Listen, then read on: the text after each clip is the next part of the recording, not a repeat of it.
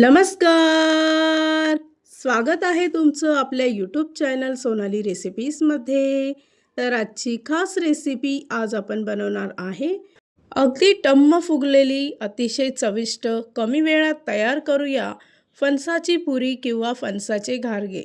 खूपच सोपी आणि खूपच चविष्ट रेसिपी आहे. चला तर मग या रेसिपीसाठी लागणारे संपूर्ण साहित्य व कृती पाहून घेऊ.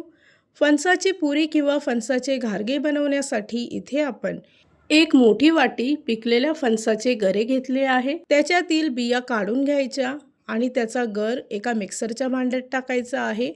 त्याचबरोबर एक वाटी गूळ पावडर टाकून 2 ते 3 हिरवी वेलची टाकून मिक्सरमध्ये फिरवून घ्यायचं आहे. तयार केलेलं मिश्रण एका भांड्यामध्ये काढून त्यामध्ये अर्धी वाटी तांदळाचं पीठ, अर्धी वाटी बारीक रवा, 1 वाटी गव्हाचं पीठ टाकून 1 मोठा चमचा पांढरे तीळ टाकायचे आहे. सर्व मिश्रण चांगलं मिक्स करून घ्यायचं. मिश्रण जर पातळ वाटल्यास त्यामध्ये पुन्हा 1 वाटी किंवा लागेल तसं गव्हाचं पीठ टाकायचं आहे. इथे मी साधारणतः 2 वाटी गव्हाचं पीठ वापरलं आहे.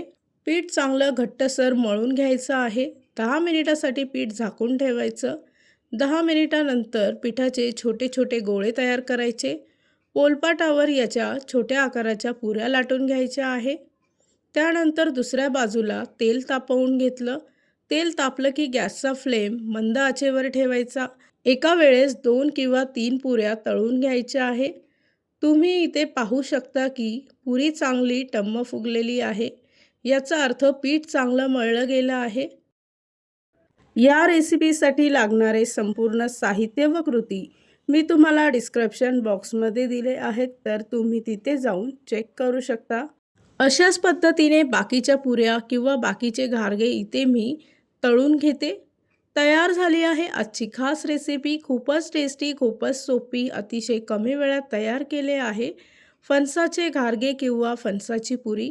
ही रेसिपी तर तुम्ही या सीझनमध्ये नक्की ट्राय करून बघा, तुम्हाला खूपच आवडेल.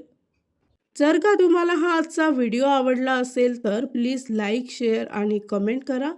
चॅनलवर नवीन असाल तर सबस्क्राईब करा.